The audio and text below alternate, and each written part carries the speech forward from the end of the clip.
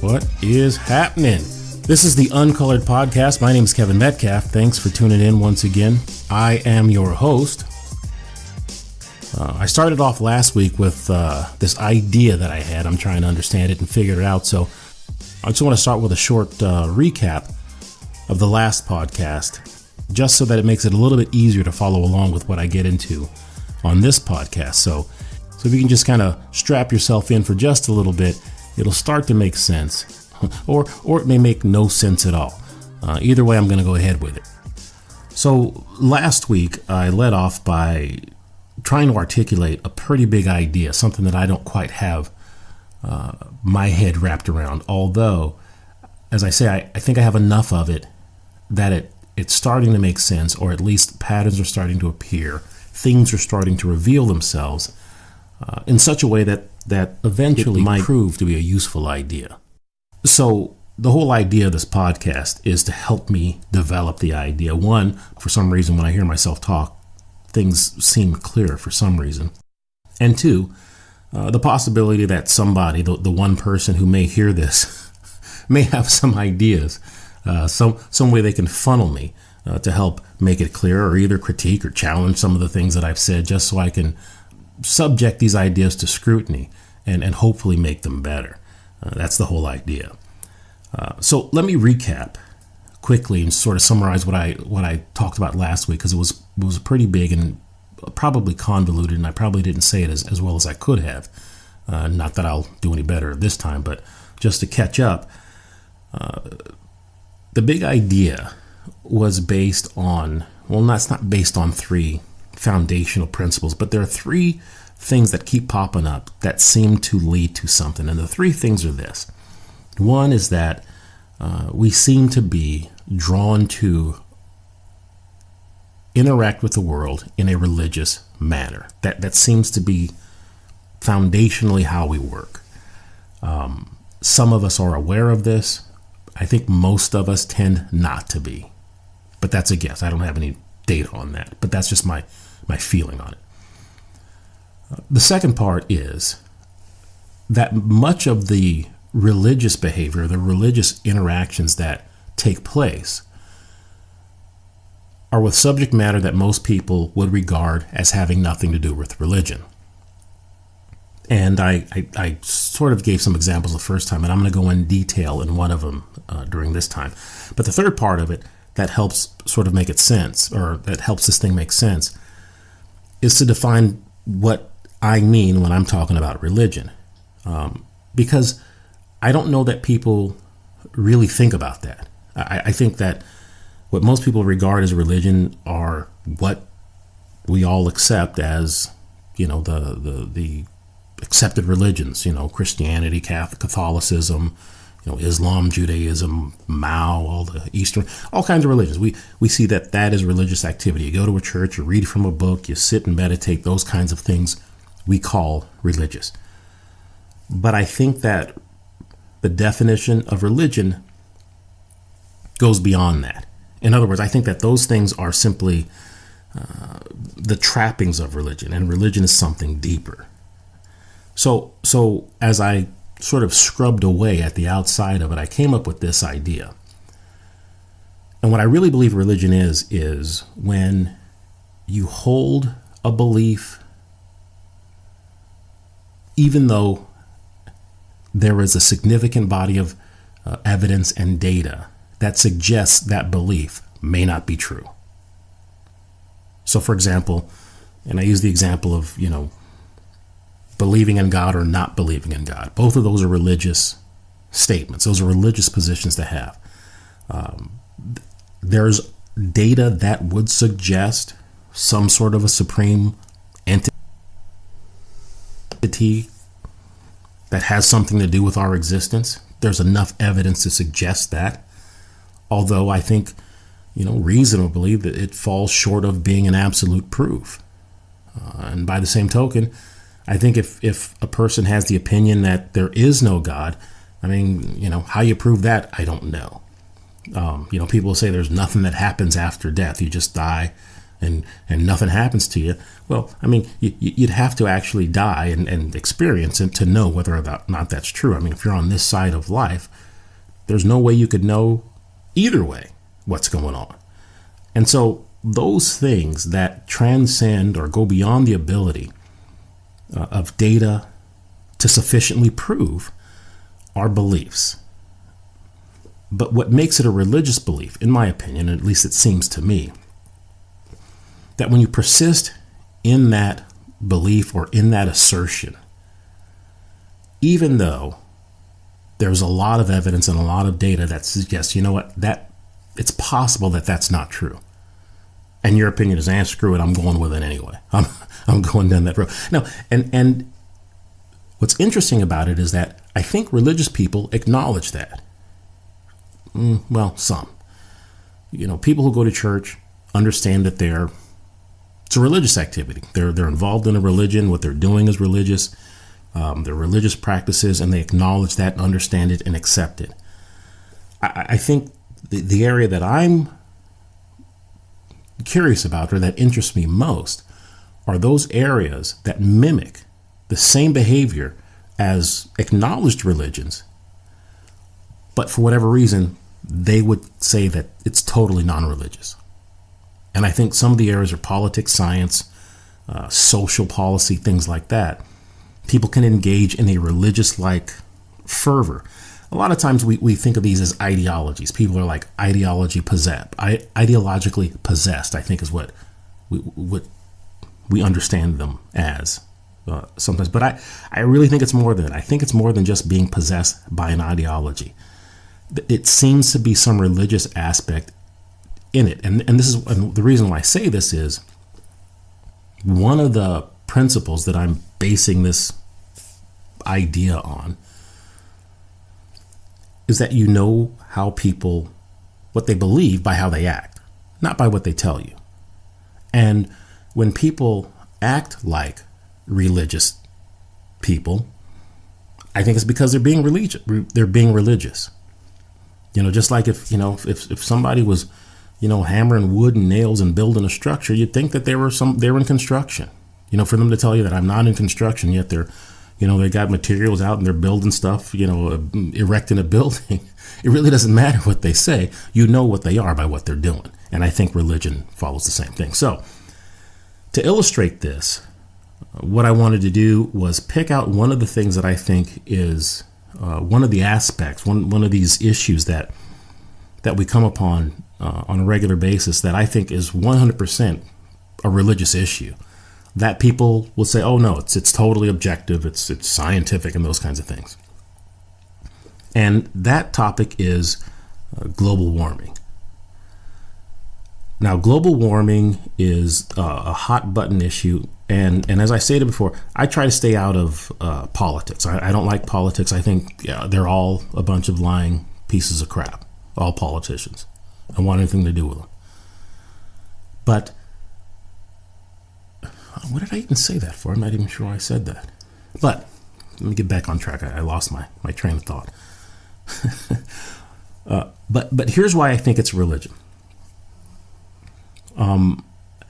There is a group of folks that purport that the world is going to burn up in the future, 10, 20, 50, 100 years, if we don't do something about it.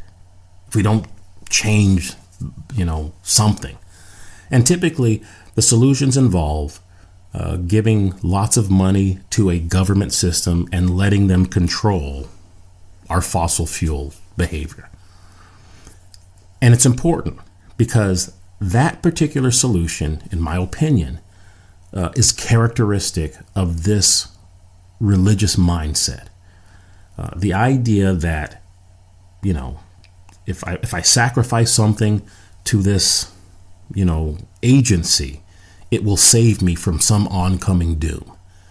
And that's exactly what you get with these, the most ardent advocates of this global warming, and I call it alarmism. And there's a couple of reasons I call it alarmism, and I'll get to that later on, but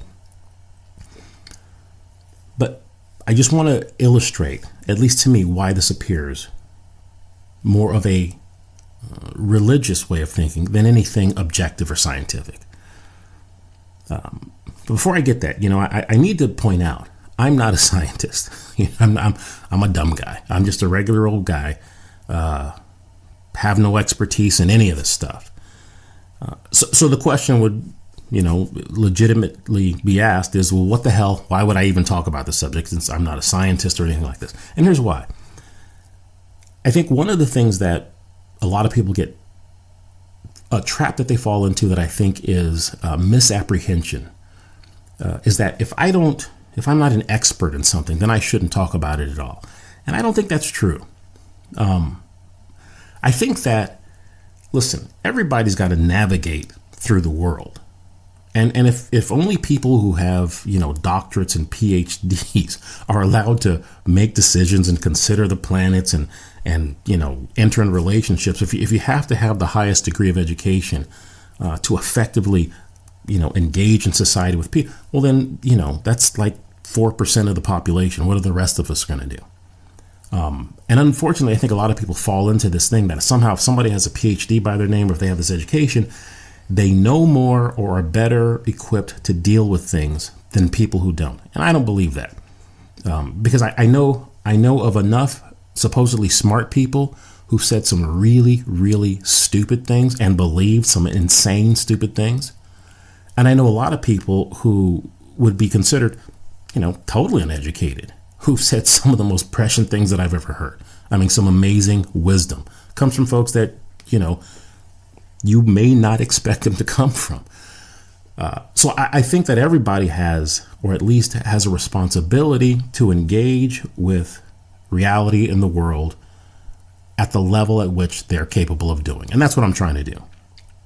Right? I mean, listen, if you went to the gym and you're sitting next to somebody who's lifting, 3 times the weight you can and running faster, that doesn't mean you don't go to the gym. You just simply are not able to do, what they can do. But you still should go to the gym and exercise at your level. There's no way I'd be able to play in the NBA, but I can still go down to the gym and run 5s with the boys at the gym. You engage with the world, in my opinion. You have a responsibility to engage with the world and understand what you can. And I think at every level of analysis, whether it's, at the highest levels, or if it's, lower levels where idiots like me kind of hang out, you have the ability to understand reality because the same principles of reason, logic, and examining data apply at every level. So that's why I'm doing this. These things, I don't know if they bug me, but it's for some reason I'm drawn to this idea. Realizing that at the end of all this, I could be totally wrong, but I'm going for it anyways, and to hell with you. That's what I'm doing, goddammit. All right, so global warming. Here's where it becomes religious. Anytime you're dealing with somebody who, in my opinion, is just a religious nut, they have evidence that supports their belief. And typically, if they're semi-intelligent about it, they can articulate some of the things of why they believe what they believe. But at the same time, there's a whole, again, body of significant data that would suggest what they believe isn't true. Now, if you're religious, you just totally ignore that. You go, whatever. I'm not even looking that way. I'm going with what I believe. And even if you point out contradictions in the belief, doesn't matter. They're going with it. It's so funny. I just heard this this video of a guy that I didn't really even know who he was. He's a British politician, or was a British politician. I can't remember his name, but he was talking. He's got a radio show, and he's talking to this woman who is she's a Muslim, and what he's basically saying is, listen, the Muslim religion is oppressive to women. That's his perspective on it. I know nothing about the Muslim religion, but by what he's saying, that it's oppressive to women because you got to wear the hijab. I think that's what they call it thing they wear around their hair. And her position was, no, that's not what he was saying. But her point was that she didn't want men telling her what to do, how what there's to say and those kind of things. She says, I'm a feminist and a Muslim, and you can't tell me what to do. And so this guy pointed out, I got to get his name. Hold on for 1 second. Let me find his name. Where is it? Okay, the guy's name is Maajid Nawaz. I hope I'm saying that right.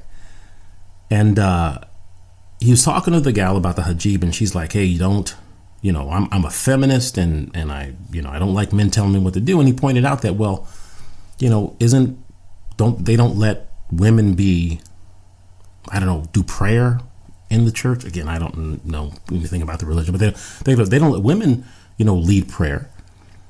What about that? You've got men telling women that they can't do something in their religion. And he says, what about that? And she goes, well, that's just the way the religion is, and you're not supposed to do that. And he points out that that's a contradiction. If you're a feminist and, you don't think men should tell you what to do, yet you're going to be in a religion where men tell you what to do, that's a bit of a contradiction. And she didn't blink. She was like, well, that's just the way it is. And again, all I'm saying is the right or wrong of it, I'm not even talking about. I'm simply saying that's a religious mindset. When you're confronted with clear contradictions in what you believe and what you say, how that doesn't match up, and you just don't even blink and move on, that's a religious mindset. And in my opinion, it's the religion, how should I say? It's the religion that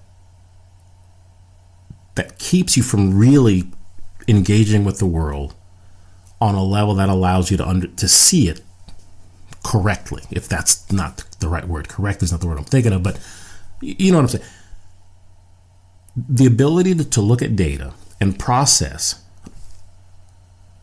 examine all of the data pertinent to a particular issue, and make changes based on the data that comes, not just ignore it and pass by it, to me is what distinguishes a totally religious belief from just a belief.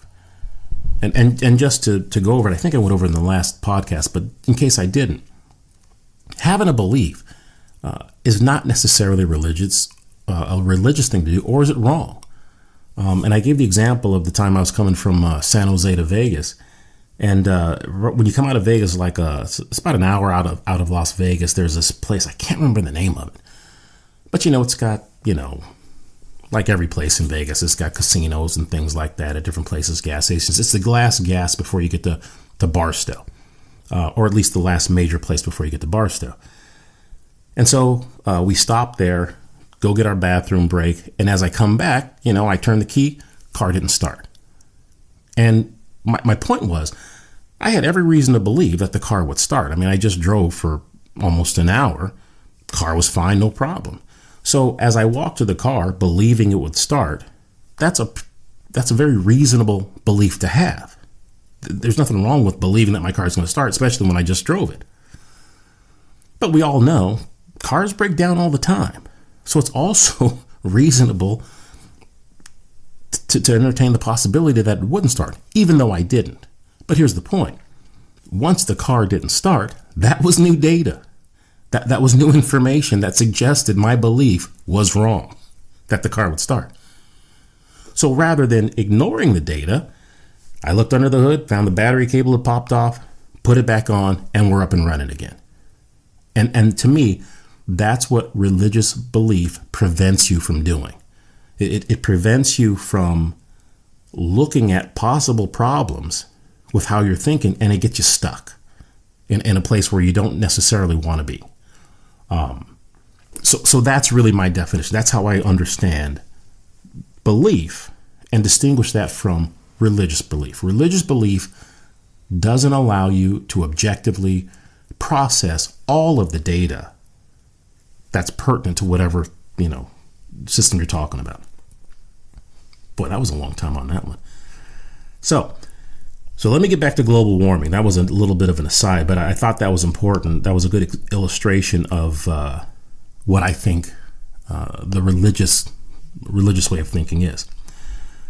But global warming is similar in that there are people who look at data, what do they call them? Oh, they got those graphs and predictions and all this stuff, IPCC, and they say, oh my gosh, the world's going to burn up if we don't do something. Now, there's a whole other group of scientists who look at the data and they go, yeah, but this is kind of what's been going on, since the beginning of time.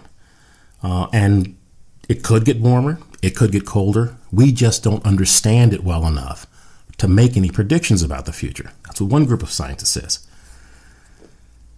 Now, the three groups of people, as I understand it, with regard to this, are the scientists, usually the government scientists. And look, as I say, I don't trust the government, and government scientists doesn't mean that they're totally off. But look, if your livelihood depends on getting a government grant, and the government grant goes, hey, we're giving out money to people, who study global warming, chances are if you're doing the spotted squirrel of North America or the merganser or something like that, yeah, you're out of luck. Unless you can somehow twist that into a global warming thing, if you want funding. So, look, I'm not saying they're wrong. I don't know enough to say that these government scientists are wrong, but I'm always suspicious of the government. Don't really like them very much. So you've got another group of scientists, too, who some of them work with the government, but most of them, these guys tend to be like retired, so they're not trying to make their bones anymore. They don't really owe anything to anybody. And I listen to them a little bit more because, again, they're not really beholden to anybody. They've got their professorship. They've been, teaching 56 years. Usually they're very old, ready to die. And from my experience, when somebody's ready to kick off, that they'll tell you the truth. Those are the people you want to listen to, not the folks who are trying to, make people happy and gain positions in government or at their college, getting their PhD and tenure. You want to talk to the folks who've done it already and been around the bend and they ain't got nobody to please and they're ready to go off in the sunset. Those are the folks that'll tell you the truth. And typically what they'll tell you is, yeah, this has been going on forever. Temperature goes up, temperature goes down. And, to be worried about it, I'm not sure is the best thing. But here's the point. If you're a global warming, religious nut, you don't listen to any of that.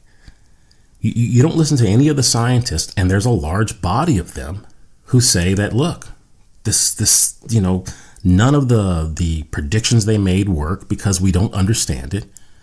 The history shows that this gets hotter and colder all the time. It's been hotter before. And it's, been cooler before. This is just the normal thing that happens. If you're a global warming religious nut, you blow by that. Just like the woman with the hijab and, it's just, you're a religious person. Your religion is global warming is coming. And if we don't sacrifice our resources to the government, to save us and pray to them, the world's going to burn up in 100 years. That's a global warming nutcase. And I particularly don't listen to them. Not because I know any of the data, but because it doesn't, again, objectively consider all the data. So this was my jumping off point. When this started to become a big thing, 8-10 years ago, what struck me was, now I'm 53. And what struck me was that I remember when I was a kid growing up in the 70s, I was thinking, wasn't there like an ice age scare? And again, I'm not that smart. I don't remember everything, but I started looking it up. And sure enough, on the cover of Newsweek, Time magazine, there were articles all over the place talking about this ice age that was supposedly coming that we're all going to wear. And the same things were being said that needed to be done. That we need to find some government agency. We need to take, because back then it was just pollution. That was the big thing. It wasn't CO2. Back then it was pollution that was going to kill us. And we needed the government to take serious action and take away, people's rights and stuff so that we can get control of this global cooling thing. Well, it never happened. And what struck me about it today is that people who, say that the world's going to burn up, the global warming religious folks, they'll tell you that it never happened. Or they'll say things like, well, it kind of happened, but not really. Or that, well, scientists really didn't predict that back then. That's not what really happened. In other words, they're saying that, don't believe your eyes. Don't believe what you remembered that didn't happen. So again, I began to look into it and to see what I can find. It was very interesting. So first, I want to show you the other side of it. This is from a site called, I think, Science Skeptics or something like that. And this is the opinion that the whole Ice Age thing of the 70s really wasn't what everybody thought it was. Okay, the site is called Skeptical Science. And the title of this article is, What Were Climate Scientists Predicting in the 1970s? Okay. Now, what they're saying is it's a climate myth that Ice Age predicted in the 70s. That's supposedly a climate myth, right? In other words, we were imagining the whole thing, right? And it says many publications now claiming the world is on the brink of global warming disaster said the same thing about an impending ice age just 30 years ago. Several major ones, including the New York Times, Time Magazine, and Newsweek, have reported on 3 or 4 different climate shifts since 1985. So that was a statement that this site says is a myth. Somebody makes that statement and says fire and ice. I don't know what fire and ice is. So we move down a little bit in the article, and where does it say? Okay. What they're saying here is that peer-reviewed literature, which I think is another scam, but whatever. Well, I don't want to sound like one of those nutcases. Look, I know peer-reviewed stuff is good. I know that you have to do that. Other scientists look at it. But I also am of the opinion that, look, I think scientists are human beings like everybody else. And I think to think that they're simply these objective humans that aren't influenced by, the same things everybody else is. You want to be with the in group. You're looking for a promotion. Some people like this, that. I think if you think that scientists are not influenced by any of those things, I think that's naive. So in my opinion, peer review is nice, but, it's not necessarily the final word. But I'm not a scientist, so what the hell do I know? But simply the point they're making is that only 7 papers in total predicted global cooling, and 42 in total predicted global warming. So the point of this article is saying that even back in the 70s, global warming was what scientists thought was going to happen and not global cooling. Now, again, this is the problem that I have with this. There's this big thing about scientific consensus. That's what they say. They'll say, and even here, there's a 97% of scientists, agree that it's global warming. I've read books and I've watched, the YouTubes where scientists sort of tell you why that's all BS. The whole 97% of the 97% consensus thing is all BS. But I'm not here to go into that. I don't want to get into the weeds. I want to stay on my topic, and my topic isn't global warming. I'm not a scientist, so I'm just simply saying, the fact that a number of scientists agree on something is nice. And look, sometimes that means something. But you also, at least it seems to me, that many of the major discoveries were made by like 1 or 2 people who went against the scientific consensus all throughout science. Hubble with the telescope looking at the redshift. Einstein. He had to reverse his whole idea about the the never-ending universe. Louis Pasteur. All I'm saying is that the fact that I don't believe that truth is determined by the number of people who believe something. I think that's the best way to say it. The fact that there's, if you've got 10 people on one side who believe something and 4 people on the other side who believe something else, it doesn't necessarily mean that 10 people are right because more of them believe it, or at least pushing it. But I don't go there. For me, I just want to look at the evidence and the data. And if it clearly shows something, then yeah, go with it. But if it doesn't, then I don't know why you should go and ignore a significant body of data that says, you know what, it's not really happening. Or at least what you're saying may not be true. And that's kind of where I come down on this. So I just wanted to show this article to point out that there's this one, and you can go on the internet all night and look at articles and read that says that the whole 70s climate thing was a myth, that it never happened. So here's what I found.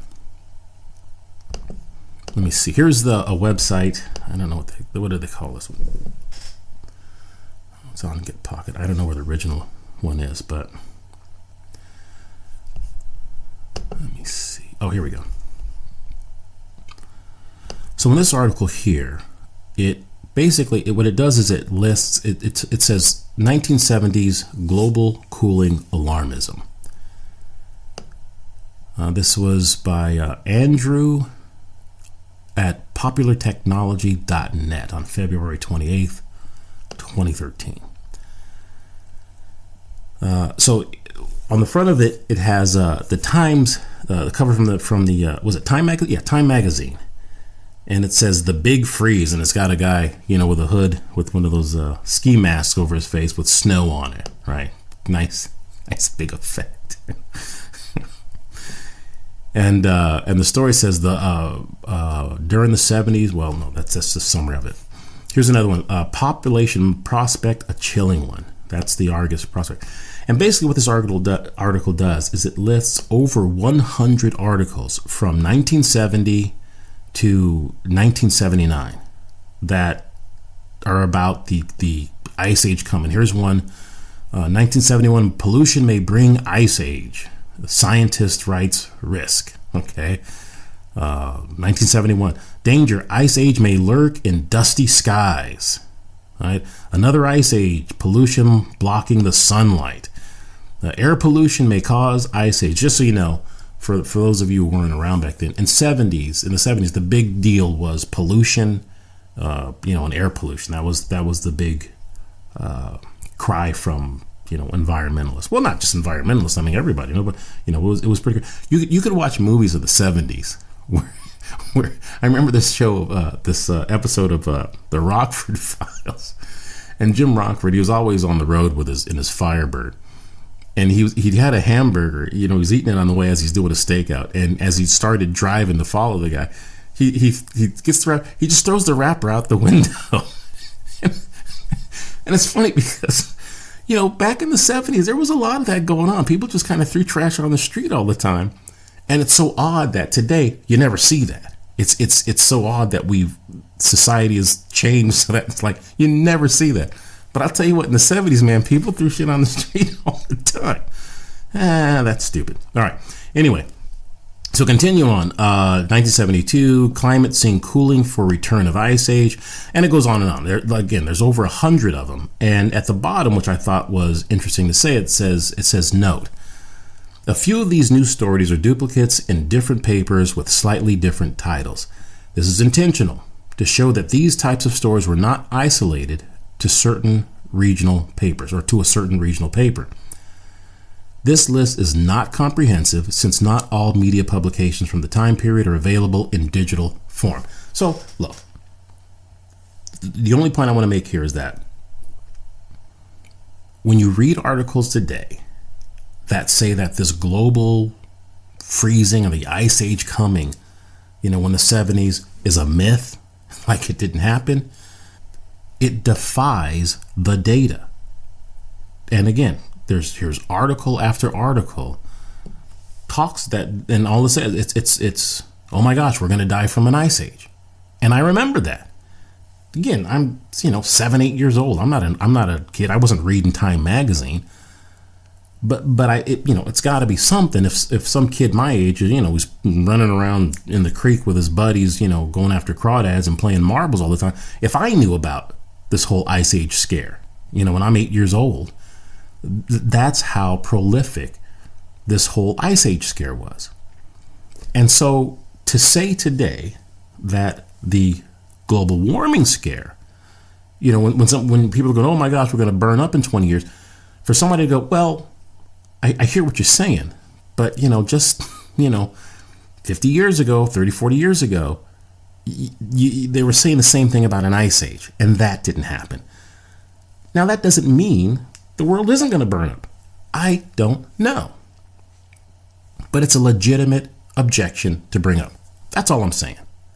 It's legitimate to say that, yeah, you're predicting doom and gloom about the world burning up, and 30, 40 years ago, it was doom and gloom about the world freezing over. That's a good reason to be skeptical. That's all I'm saying. I'm not making any predictions. I'm not telling you it is going to happen. I'm not telling you it isn't going to happen. I'm saying I don't know. And what I'm also saying is, anyone who's going to be honest with you, they'll tell you the same thing. They don't know. Nobody knows. That's the whole point. We don't know enough about our climate to make a prediction about what it's going to be. We just don't know. We don't know enough about it. And I think that's what the data suggests. So again, when people are, telling you that you're a denier, that's another thing too. If you're in a religion and somebody doesn't believe your religion, you know what you do? You call them a name, right? You call them a heretic, right? Or a non-believer. And with climate science, if you don't believe in global warming, you're a denier. They don't deal with the data. They call you a name and cast you out of the religion. And again, to me, those are all characteristics of a religious state of mind, not an objective one, not a scientific one. And so that's why I don't listen to those I don't listen to them, but I mean, I treat those folks like I would treat anybody who's, telling me that Jesus is coming back next week, right? Somebody goes, hey, Jesus, you get ready. Jesus is coming back next week. I go, yeah, all right, cool, and then he comes back, and I'm screwed. He comes back. So that's what I'm looking at. Here's another aspect of the religious nature of global warming, alarmism.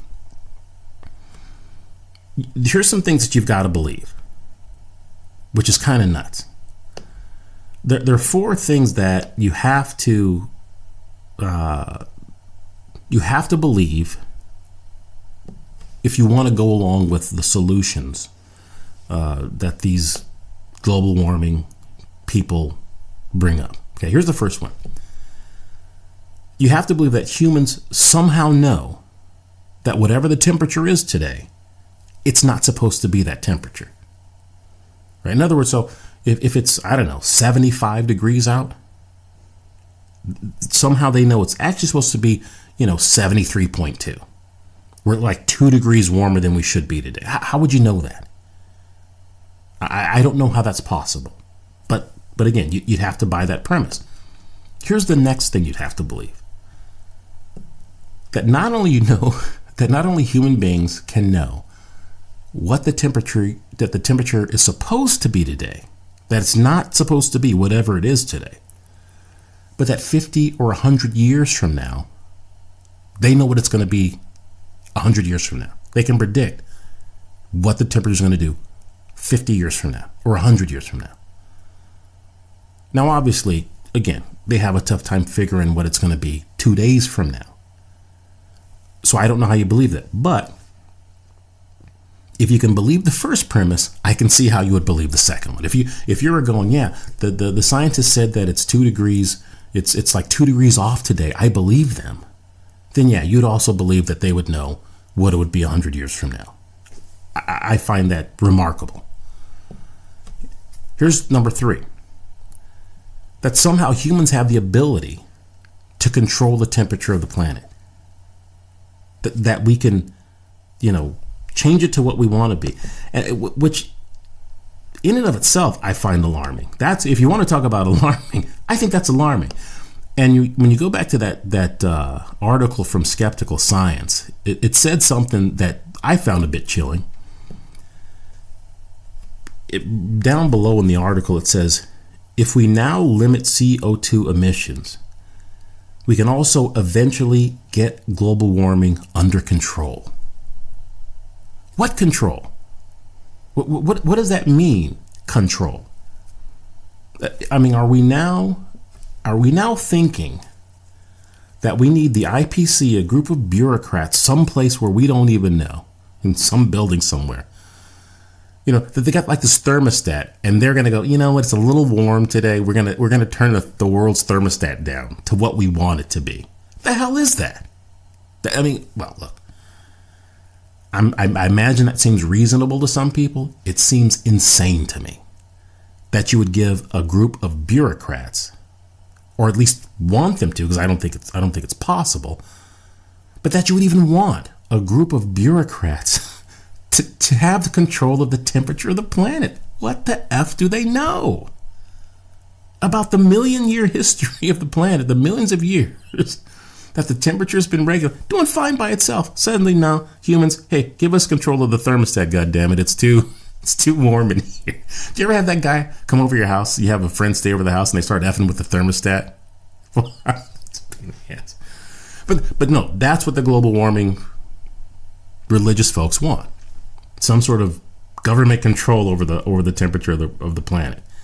I know I'm being facetious, but what I'm saying is, my point is that if you follow the logic, that's where it leads. And I say logic loosely. I don't know that there's logic involved. And that leads to the final one, that humans should even have that kind of control. And I alluded that into my last little, expression of incredulity, but why would you? I don't know what has happened or what we've done as a planet or as a species that would make you go, you know what else we need to do? We need to have control of the planet. I mean, we've done so well with everything else. We should get control of the temperature of the planet. That scares me. That scares the hell out of me. Well, it doesn't scare me, but I mean, that's a nutty thought, I think. But here's what it points to, in my opinion. This is what it suggests. Usually, those four abilities, those four things, are in the province of God. If you're a religious person, God has the power to change the temperature of the planet. God knows what the temperature of the planet should be. God has control of the planet. All of those things are in the province of God. And in my opinion, it's a religion. Now, the question is, well, who's their God? And we'll get to that later. But I think that's a salient point, and I think it will start to manifest itself as we continue to go on in these podcasts.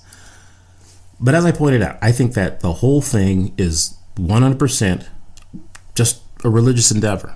And people who come up to you and tell you, oh my God, the world's gonna burn up, or when you see these articles, and I see these all the time, deniers are gonna ruin us because they don't want us to they don't believe what we're saying about the end of the world. Those goddamn deniers, man, they're standing in our way of saving the planet, man. It's a little bit nutty to me, and I think it's a 100% religious thing. So I think this is the perfect time to play a couple of clips from folks who pretty much summarized my opinion. I was looking along the tubes. I found these two guys here. I'll read you their CV. The first one is a Freeman John Dyson, FRS. I don't even know what FRS stands for. It says here, he's an English-born American theoretical physicist and mathematician. He's known for his work in quantum electrodynamics, solid-state physics, astronomy, and nuclear engineering, which is, I think, is a step or two ahead of my high school geometry. That's where I topped out. I don't know what the hell any of that stuff is. His awards are the Templeton Prize, the Wolf Prize in Physics, Cambridge University, Cornell, Winchester College. Yeah, well, all right. All around, he knows some stuff, I guess we'll leave it at that. He knows a couple of things. Here's what he has to say. Well, that's a big subject, of course, and I mean, I don't like the word catastrophe. I don't think there's any catastrophe there, but certainly the climate is changing, and that's important. It's always been changing. There's never been a time when the climate stayed put for any length of time, and so I would say all the evidence we have is that we're having some effect on the climate. It's not clear whether it's good or bad. It's not clear whether it's going to become a catastrophe or not. And as far as I'm concerned, it's very foolish to do anything spectacular. What we should be doing is dealing with the problems in detail. I mean, it's not only we don't only have to worry about warming, we also have to worry about cooling, and it could very well be the climate gets colder. Nobody knows. And there are many things we should be doing to prepare for that, and which are not all that expensive. But what I think is absurd, what I disagree with very strongly, is the idea that climate is predictable, that we can do things 100 years in advance, knowing what's going to happen. That's just not the way it is. And here's the second one. This guy is a Richard Lindzen. Apparently he's some MIT science guy. That's all. He's another guy that knows lots of things about stuff. And again, this doesn't, end the whole debate. When I heard what these guys said, I felt like it pretty much encapsulated what I think about the whole thing. So here's Dr. Richard Lindzen. If one asks about, is the temperature increasing or decreasing, it's always doing one or the other. I have no concern about that. By asking people to worry about whether it's going up or down, you're immediately establishing dishonesty. The earth is always changing. Climate change is nothing you have to prove. It always is happening. It always has happened.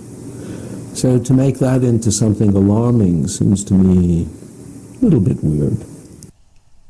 I mean, that's it. But I agree with both of them. I don't think we know enough to make predictions about things that are going to happen 20, 30, 50, 100 years from now with regard to the weather. It seems that there's too many variables because there are no accurate models that can be made that can predict anything. And until you get more information, I think the most honest answer is, I don't know, which is good for me because that's my answer for most things. Is I really don't know. I'm going to take a quick break and I'm going to come back with the second part of the podcast, and the segment is going to be Uncolored Sports. I think I've said it before. I don't remember what the hell I said. I talked about it that much, but I think sports has so many lessons to teach us about life, and this one it actually points to another religion that I think is so prevalent in our society, and again, I think it's 100% religious. So I'm going to take a quick break, and afterwards I'm going to make my case. Thanks for listening. My name is Kevin Metcalf, and this is the Uncolored Podcast.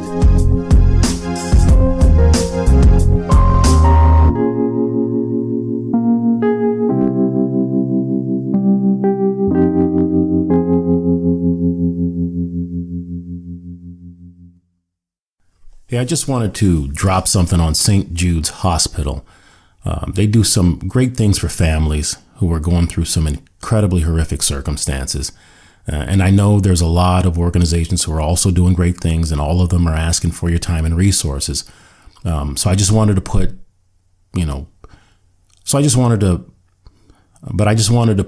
St. Jude's Hospital on that list if you're considering someplace you can help.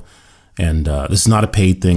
They don't even know I exist, other than the donations that I give on a monthly basis. This might even be illegal, what I'm doing. I don't know. But I just wanted to maybe put that in your mind. If you're looking for a place where you can help out, I think St. Jude's is a very worthwhile organization. and they would love to have your help. All right, that's enough of that. Get out of here.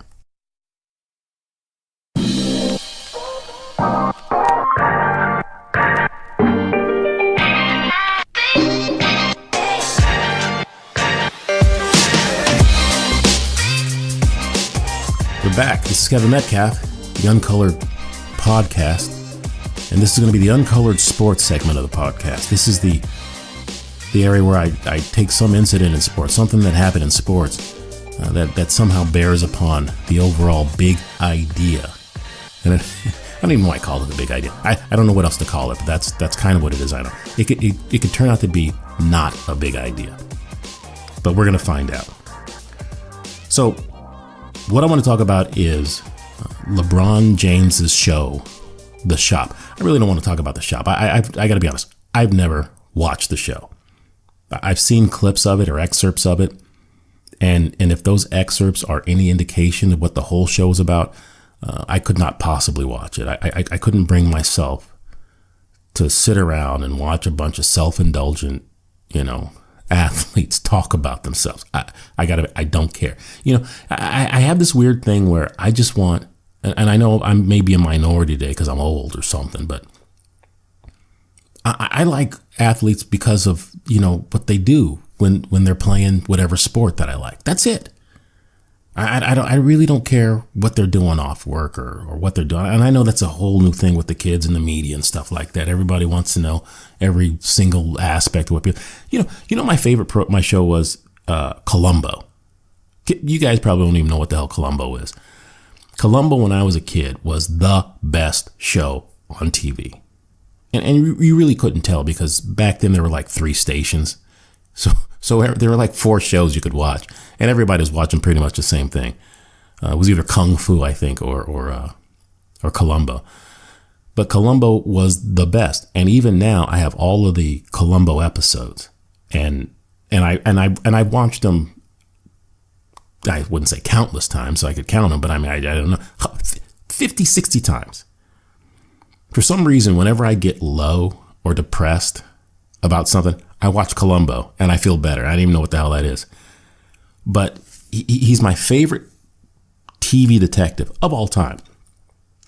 But I make it a point to never read about him, his life or his, if he was on any shows. I didn't watch any of the shows because for me, it would ruin him as a detective if I heard something, if I saw him in, I don't know, short pants or something like that, or, if he's at the pool.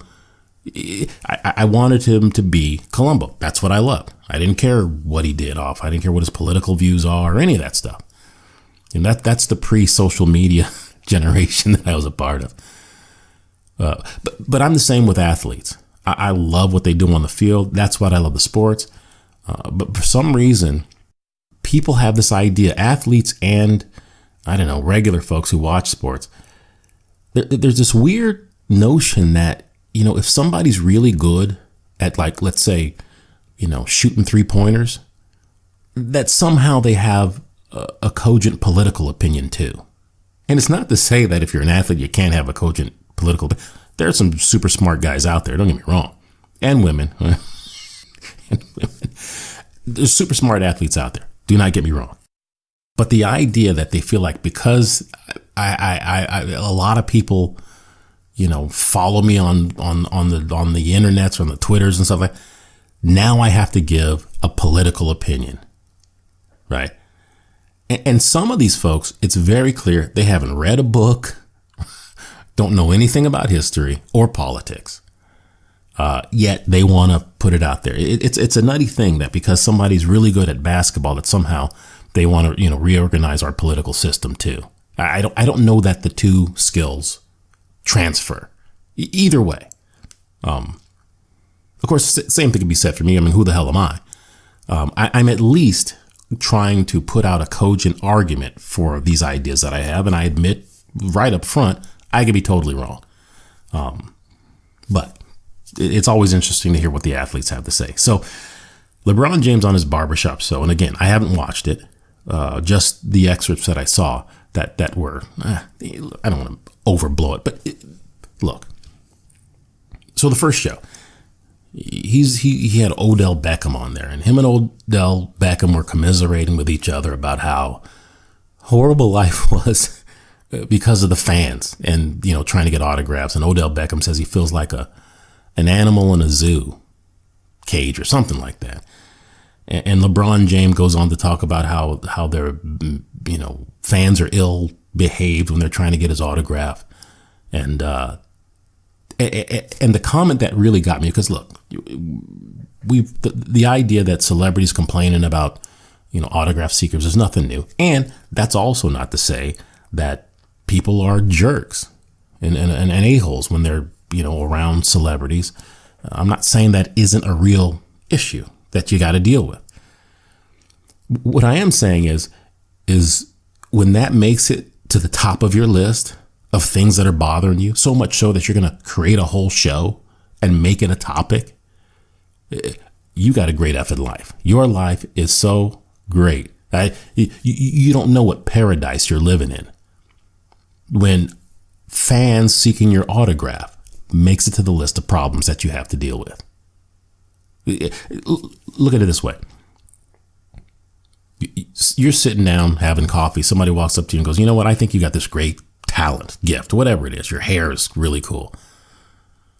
And if you let me put it on display, you're going to make millions and be super famous.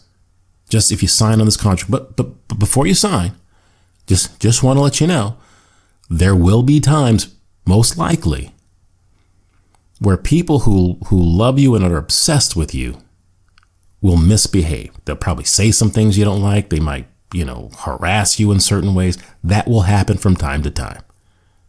Will you still sign the contract? Okay. I don't know anybody who would go, nah. I mean, I really like the idea of the millions and the fame, but ooh, those fans. I don't know if I want to deal with that too. No, you'd sign it. In 2 seconds, you'd sign that contract. And so, the idea that now after you've made your millions and you've become a world famous star, that you want to create a show and complain about it, I'm not tuning into that. Sorry. I know a lot of people love that stuff. I'm not tuning in. It's a character flaw, in my opinion. It's a character flaw when you want to put yourself on display and evoke sympathy from people because you've got people who act rudely from time to time because they want your autograph. To me, I got no tears for you. Not interested at all. But that's just me. But the comment that LeBron James makes about that white athletes somehow are treated differently, and when I think differently, I think he's insinuating that they don't get treated as bad as black athletes. I just got to call BS on that. Can I have some evidence? See, that's the religious mindset. If I feel a certain way about something and it ties into my religion, which is racism here, I don't want any evidence. I just want to say it and have people affirm what I just said. And he certainly does surround himself with a bunch of sycophants who simply nod their heads and never utter a word of challenge. It's insane. And nobody goes, well, actually, I don't know. I think they're treated the same. Or, hey, LeBron, do you have any circumstances, some incidents you want us to look at so we can really see? Nah. Just because LeBron says it, it must be true. Because he's in that little that cocoon of religious insanity. And the religion of race, like many other religions, simply say that anything negative that happens to me, it's because of my race. And it doesn't have to be race. Whatever your particular human religion is, you can insert that in there. You don't look at the world objectively. Like possibly maybe it doesn't have anything to do with race. That's never a consideration. It has to be race. That these negative circumstances have come upon me. Couldn't possibly be anything else. Part of the religion is you have to see yourself as a victim, because in these types of religions, victim is equal to sainthood. And the more of a victim you are, the more of a saint you are. But the other problem with that is that you always have to have a devil out there. And unfortunately, white folks are the devil. And I'm sorry, white folks, whether you've done anything wrong or not, they're coming for you because that's their religion. They've got to have an enemy. And unfortunately, it's white folks. It's racism the same way. I mean, to say that just because you're white, you're somehow oppressing me just because you were born a particular skin color, it's the same racism. But part of that twisted religion says that because they're black, they're somehow immune from being a racist. It's impossible for them to be there. It's a twisted, weird, religious nonsense is what it is. And again, I can't go into it here because it's a big topic and I got a whole couple of podcasts to talk about that. So that's the first part. On his second episode, he says this, and let me bring up the comments because I don't want to misquote him. I probably already did, but what the hell? I'm no genius. So the topic of the NFL protests, I believe, were the topic. And LeBron James was upset that the NFL was trying to discourage it. He makes allusions to how the NBA, Adam Silver, really understands us. They're better to us than the NFL owners are, even though, and again, nothing that any of the nutcases that he keeps around would ever point this out. I shouldn't say nutcases; they're not nutcases. but any of his followers, his what do you call it when you're at church? When you're a part of a church, you're an acolyte. I don't know the word. But the people that he surrounded himself with would never say, actually, the NBA has a rule that you can't kneel. And as a matter of fact, I don't know, it was 20 years ago. There was some guy that played for the Bucks. His name was Mahmoud Abdul Rauf, I think his name was. Because his Muslim religion, he said, I'm not standing for the flag. Right? And the NBA said, okay, get the hell out of here. You don't have to. Now, I don't know if they booted him out of the league, but they at least fined him and suspended him or something like that. But they came down on him. They came down on him for not standing for the flag. The NBA has a rule, and it still has that rule. But again, when LeBron James says somehow the NBA is more in tune with what the players want than the NFL is, not true. But he'll never know that from anybody that he keeps around him, because it seems as though he only surrounds himself with people who agree with him. And he's not the only person who may be like that. I don't know his life. I don't know him personally. And look, I know LeBron has done some great, wonderful things. I'm not saying he's a bad person. I'm not saying that at all. I simply am saying, I'm simply using him as emblematic of people who insulate themselves from reality and hide behind these religious beliefs that do not coincide with evidence and reason and data, and literally protect them from the evidence that challenges what they believe. And there are a lot of people who, listen, if they put their beliefs up to scrutiny, they would crumble. And for that very reason, they hide from it and run from it. And look, I'm no different. I'm sure I do that same thing. I think we all are subject to that. I just think that there are some of us who don't believe that's possible. There's some people who believe, and I've always believed this. If you had a circle, but imagine a circle. It doesn't have to be a circle, but in any shape. Now let's make it a circle. That's easy that way. And if you put one circle that said, these are the things that I believe are true. And then if you had another circle of the things that actually were true, I think that most people think that they're the same circle. In other words, everything that they believe is true because they believe it. And they never subject those beliefs to any kind of scrutiny. They just simply take it as axiomatic, which I believe are the foundations of these ideologies that I really think are simply just religious beliefs, or at least that's how they manifest themselves.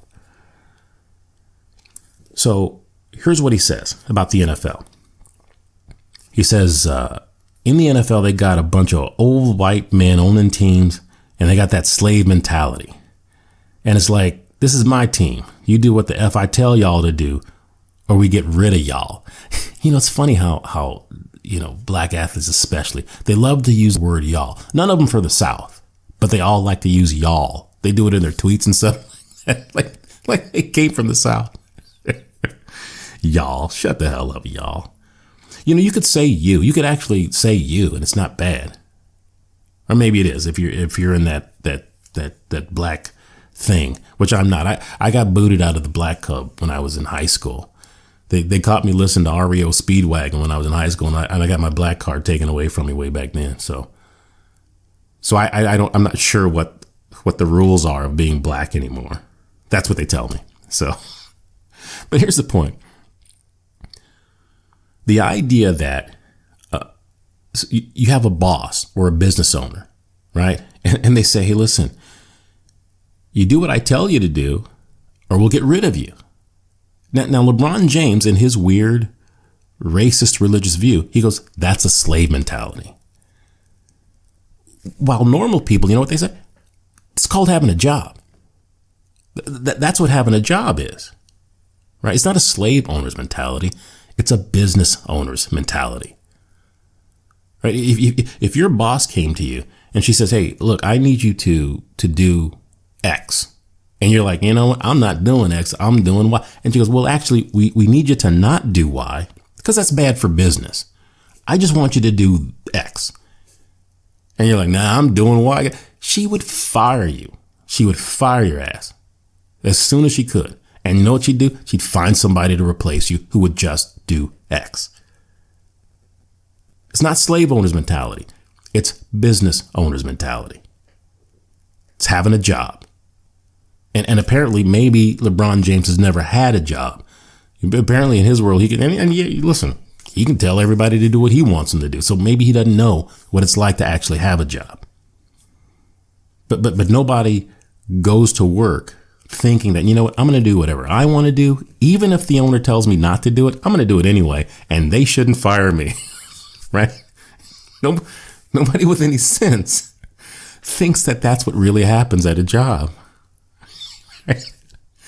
Hey, Peterson, I need you to go lift those things and put. Nah, I'm going to go have a sandwich.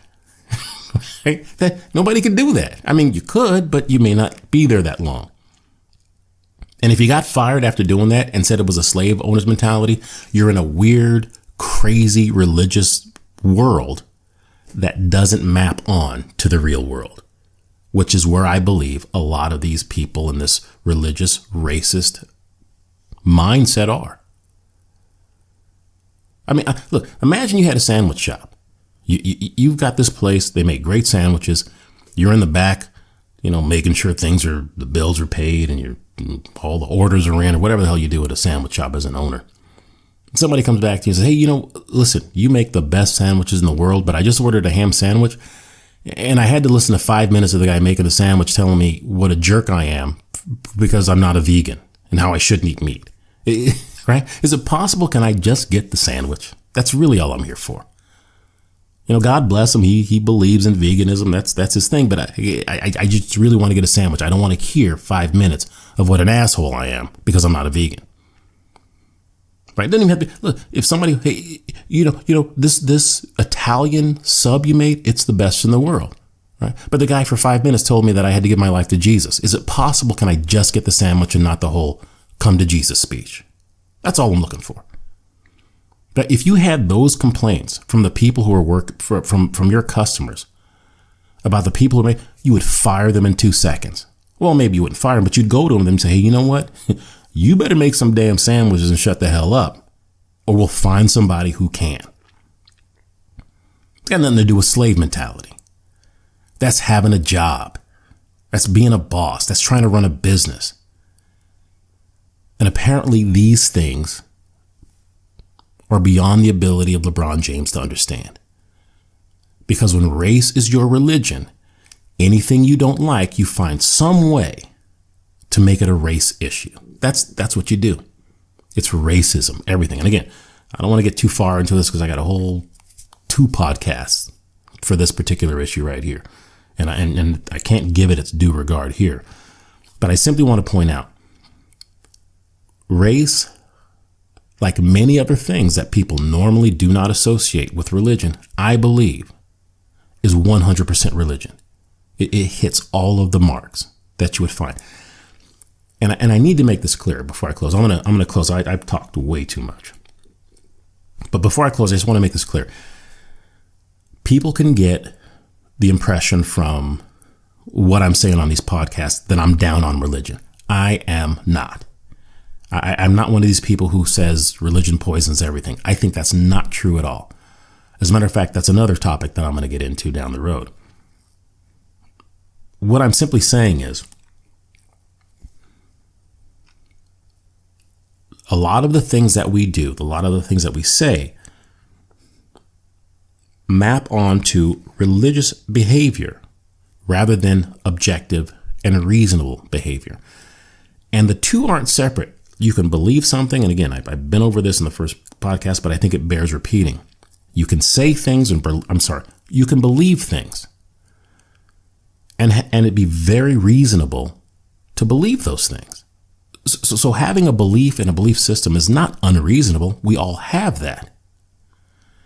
I'm simply saying that as you're building that belief system, as you're learning what you think is true and how to bridge that gap between what you know, or at least what you think you know, and those things that are beyond your knowledge, outside the sphere of knowledge that you have right now, as you're building that bridge, I'm simply suggesting that it's a good idea to scrutinize every brick that you place on that path and make sure it's solid.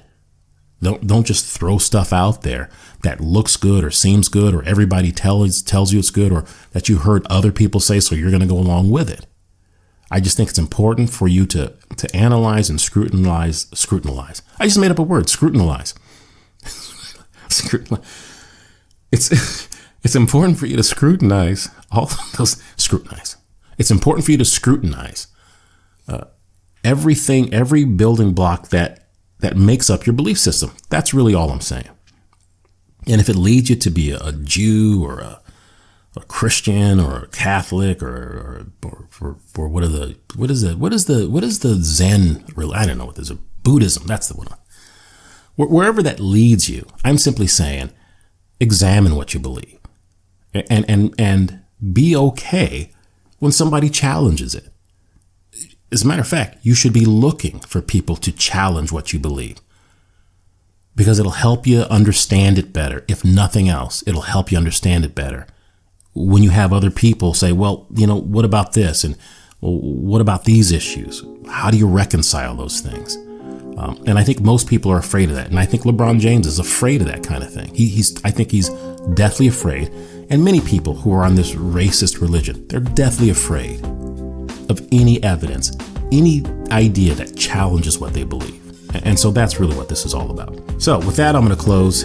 Thanks for listening in. I hope you enjoyed it. This is the Uncolored Podcast. Thanks for listening in. If you want to get in touch with me, if you disagree with anything, want to challenge anything I said, or maybe encourage, I don't care. It's not that I don't care, but whatever you want to do.